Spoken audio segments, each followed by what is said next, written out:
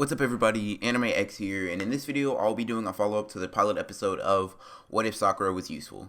Since the part 1 of this video got a good amount of support and I really wanted to continue this series, I'm just going to do so. If you are new to the channel and haven't seen the part 1 to this, I suggest you go and watch that, then come back to this so that you can get a more in-depth story of what happened last time. But if you don't want to do that or have watched the part 1 and just need a reminder, I'll be doing a recap in the video. So I'm going to jump right into it since we got a lot to cover in this episode. So without further ado, let's get started.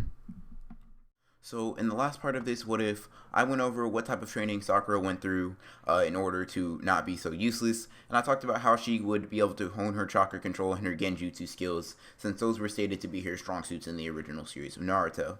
Due to her intense training, she was even able to come up with a great value form of Tsunade's monster strength, which she used for the first time against Orochimaru when he pretended to be Naruto. And this is about where we left off, with Sasuke and Sakura frozen by Orochimaru's bloodlust, and Naruto nowhere to be found. Now, like I said in my recap, Sakura and Sasuke were frozen by Orochimaru, and just like in the original, to break out of this trance, Sasuke stabs himself and grabs Sakura to take her to safety. After this, Sakura curses herself for needing to be saved once again, and once again, while Sasuke is distracted in his own thoughts, a snake sneaks up on them with Orochimaru on it and rushes at them. Sasuke leaps off the tree, with throwing off any weapon that he can, which shows no effect against the snake, and it's after he lands that he realizes that Sakura didn't jump with him and that he didn't take her. Naturally, he just kind of like flinched and jumped off the tree. And when he jumps back to save her, he sees that Sakura, with one punch, completely stopped the snake in its tracks, which was a feat that took a QB-enhanced Naruto to do the exact same thing, which stuns both Orochimaru and Sasuke alike. And Sakura, seeing that there is a chance to get away, she launches herself into the air and tells Sasuke to turn away, and she weaves hand seals to cast a genjutsu, which she uses to completely turn everything upside down for Orochimaru, which throws him completely off for a bit, and that allows him to escape. And just as she casts a genjutsu, she sees Naruto coming into view, and as soon as that happens, she tells Naruto to hurry and follow them, and they all run as fast as they can out of there. Orochimaru, quickly realizing that this genjutsu wasn't that powerful and that it was something that he could easily break out of, he releases it and decides that he hasn't seen enough from Sasuke to decide if he's worthy for a mark from him or not. So he just decides that he's going to send the Sound Ninja after them to test his strength. And if Sasuke passes that test, then he'll deem him worthy enough to be branded by Orochimaru himself. Since Orochimaru isn't in hot pursuit of them anymore, Sasuke, Naruto, and Sakura aren't incapacitated in any way, and they're not incapacitated by the curse marks for Sasuke and getting sealed respectively for Naruto. And Team 7 is able to travel in a pack, and Sakura isn't having to carry dead weight, basically. And Sakura also doesn't have to protect them, in the fight between them and the Sound Ninja. It's going to be completely different from how it was in the original, just due to the mixed factors and the different things that happened in this What If. Another consequence of this is that Sasuke hasn't obtained the dual Tomoe Sharingan, or the Heaven's Curse Mark.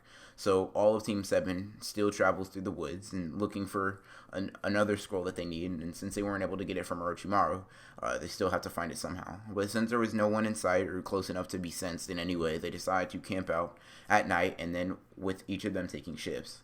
Since Naruto didn't do much in the last fight and he has the most stamina in the group by far, he takes the first watch, Sakura takes the second watch, and Sasuke takes the third and final watch, which is when the camp gets attacked by the Sound Ninja. Sasuke quickly wakes up Naruto and Sakura, who both wake up groggy and unsure of what's going on. Once they come into the clearing, Zaku, being the prideful person that he is, goes on about how he's going to demolish Sasuke and prove his worth to Orochimaru, and during this time, they get their bearings on the situation, so Sakura attempts to think of a way that either they could escape or take them out swiftly.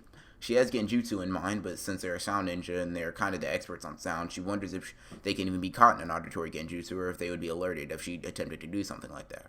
And since she doesn't want to tip the fact that she is adept at genjutsu, she decides to wait and bide her time. Naruto, on the other hand, makes about 30 shadow clones and just rushes with enough of those clones and, just starts spamming them. With 10 shadow clones to each Sound Ninja, they all get blasted away by Zaku. Now, Naruto doesn't really care why or how this happened. He just thinks that he didn't make enough shadow clones, so he keeps spamming them just for them to be blasted away.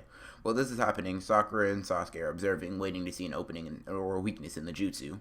The only thing that Sasuke finds out is that sound is being used to blast away Naruto's shadow clones, while and all of his attacks are sound based. And Sakura finds out something different on the other hand.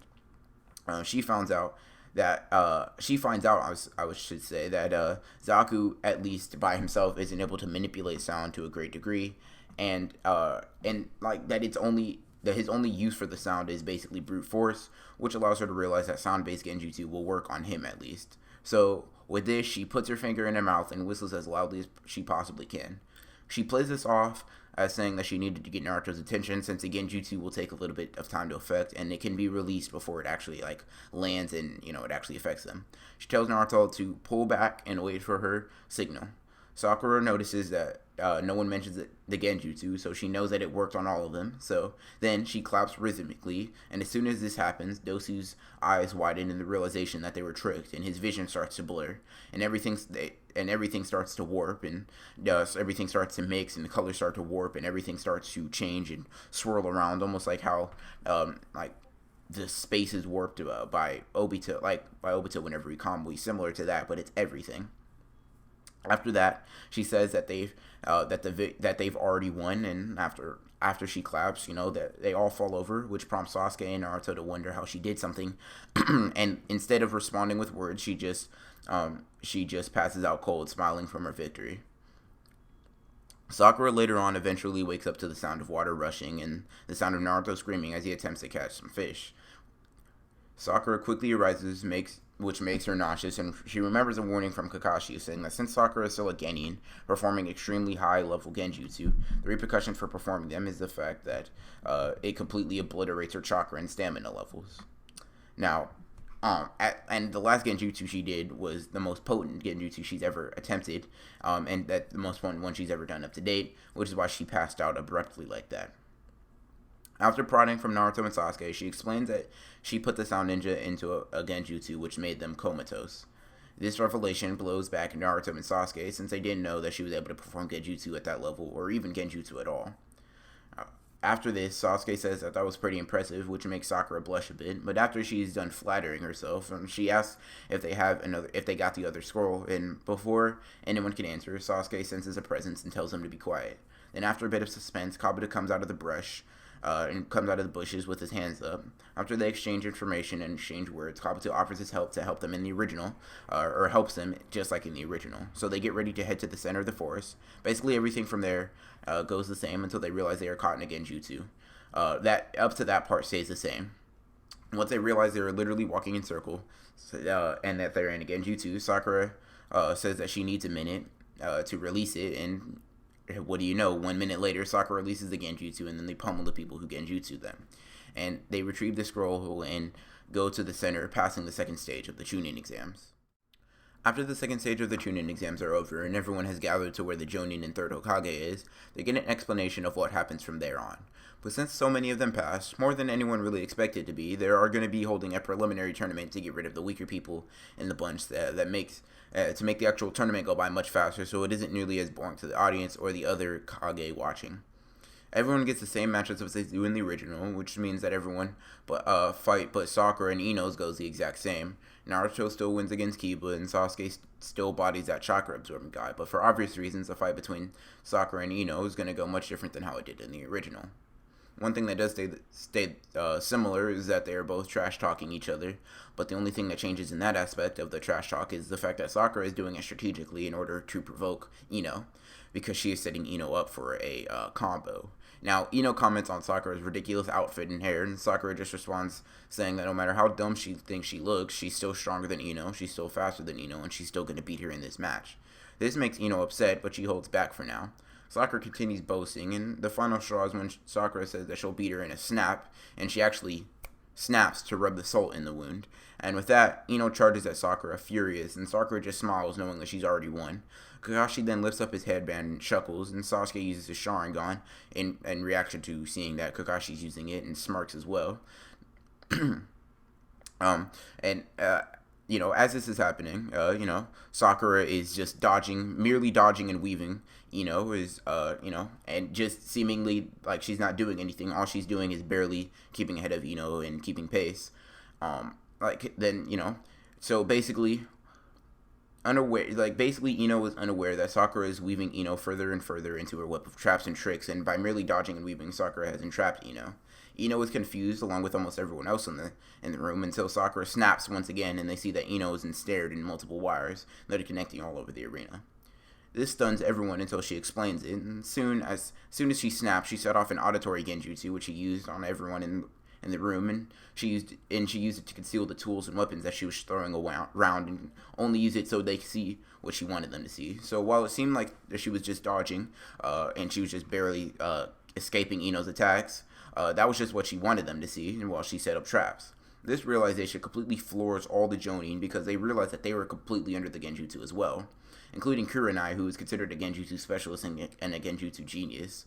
After this, it's completely silent except for Sasuke and Kakashi laughing as quietly as possible. When asked what's funny, Kakashi and Sasuke show their Sharingans off and just say that they knew it was genjutsu due to their Sharingan's analysis abilities, and it's hard to keep from laughing. After the commotion dies down a little bit, Sakura asks Ino if she'll just concede so that she doesn't have to hurt her, which makes Ino say that even though she's in a bad position right now, Sakura better treat her like an equal and finish the fight like they're rivals. So with this, Sakura charges her, charging up a punch, preparing to end the fight with one hit, and with a battle cry, Sakura hits Ino square in the face with all of her strength, which knocks Ino out cold and sends her straight into the wall, concluding the rivalry for now. After that, the preliminary matches are over. Since it was announced that they had a month to train, Team 7 split up to do their own thing in their own training. Sasuke went to train with Kakashi, Naruto eventually met up with Jiraiya to train on how to unleash the QB chakra, and Sakura is training with various people at multiple times throughout the month. The first place she stops by is a hospital to see if Lee is okay, because, she values Lee's hard work and determination, and she sees it as an inspiration to her own power and her own strive to become powerful. And after she finds out that he's okay, she asks if the gates are something that she'd be able to use if in time for the tournament. Lee says, unfortunately, that the gates aren't something that could be mastered in a year, much less a month, but he does tell Sakura his training regimen just in case she decides she needs to enhance her speed or attack power. She thanks him and hugs him and leaves the hospital after checking up on Ino, who she gave a concussion to. She tells her that she is sorry and that she hopes that she can be forgiven. Ino calls her an idiot, and this leaves Sakura stunned, thinking that Ino actually didn't forgive her. And Ino just says that she doesn't need to be down on herself for winning the fight. It's what she was supposed to do, and that's what she expects to do. And Ino expects to pay her back eventually. Sakura promises to Ino that she'll do her best, and she'll basically win for both her and Ino. And she leaves the hospital in search for Kakashi and Sasuke because she needs to get a perspective on how the Sharingan's ability to see through genjutsu works. She's trying to figure out if the Sharingan can see through any genjutsu no matter its power, or if there's a limit on the Sharingan's ability to see through genjutsu. Not being able to find Sasuke or Kakashi within one day, she decides that the best way to win the entire tournament is to have a counter to everyone she's up against. For Naruto, she thinks that genjutsu is the best option, since any other tactic will leave her subject to being attacked by a bunch of Naruto shadow clones, which she knows she has no way of competing with. For Kankuro, Temari, and Shino, she thinks a high-level genjutsu, probably one that just makes him pass out on the spot, is her only shot in that fight as well, just due to the fact that they will probably overpower her almost instantly unless she is prepared with that strategy. For Gaara, she thinks that it's most likely that he won't fall for genjutsu, so her only hope is to be powerful enough to punch through Gaara's sand shield and essentially one-shot him through the sand shield. So instead of taking the speed approach like Lee does, she decides she's going to take the approach of letting the sand shield block, but she's just going to try to break through it. If she doesn't, she's well aware that she will be completely demolished in a prolonged fight against him, and she may even die just because of the nature of Gaara. Now, the people that she can't possibly think of a counter for is Neji, purely based on his taijutsu and dojutsu, Sasuke because of his Sharingan, and Sasuke will be able to see through Sakura's genjutsu, and she most likely won't be able to get close enough to hit Sasuke. And the last one is Shikamaru because she knows he is retardedly smart. Wait, hold on. Hey. Yeah, does that make sense? Hold on. Hey. Can someone be retardedly smart? Like, does that? No, that doesn't make sense. Sorry, no, you can't be retardedly smart. That doesn't make sense. So, basically, she knows that in order to break through Gaara's barrier, she needs to surpass his strength, and, basically, she begins her training, right? For Shikamaru, she knows that she can't outsmart him, so she decides she's going to come up with a different strategy. So, So she knows she needs to break through Gaara's barrier. So for the strength training, she takes the strength aspects of Lee's workout and does that. So for 6 hours every day, Sakura just takes the strength part of Lee and my guy's workout regimen, and she does that every day. This consists of handstand push-ups, weighted movements such as squats, repeated punches, kicks, or any other basic movements that she'll do in a fight, and basically a lot of brutal training.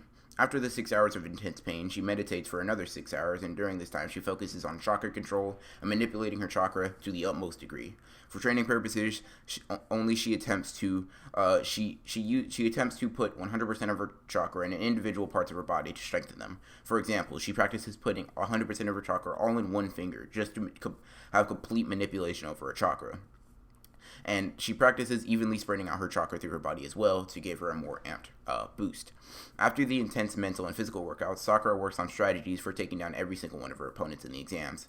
She comes up with backup plans for those backup plans, so on and so forth. She realizes that people like Shikamaru are incredibly rare for the ability to come up with flawless strategies on the spot. Sakura, on the other hand, is extremely smart, but she doesn't have the ability to come up with complex plans that fast. But what she can do is have multiple scenarios in her head, and she can have the pre-planned response to them. This is the way that she plans on being able to react incredibly fast, and naturally, because she's already had them planned for quite a while. Since Sakura almost has total recall, and she's super smart, she'll be able to think of multiple strategies and other things that could happen. So she repeats this process every day up until the tournament, and all in preparation for the craziness that is involved with the Chunin exams. Sakura plans not only to become a Chunin during these exams, but she plans to dominate. And that, everybody, is where I'm going to end the part 2 to What If Sakura Was Useful. I'm really into this What If, not going to lie. This, along with the What If Itachi Never Killed the Clan, are definitely my favorite What Ifs to do. And there are some of the ones that I'm going to continue with. And if you guys want a part 3 to this, you know what to do. Leave a like and comment on what you think I should add to the story. Give me What If suggestions, or just talk to me about anime stuff. If you are new to the channel and like this video, and you haven't already done so, consider subscribing and hitting the bell so that you don't miss any entries to this What If series, or any entries to any other What If series. Hope you guys enjoyed the video, and as always, guys, this is Anime X, signing off.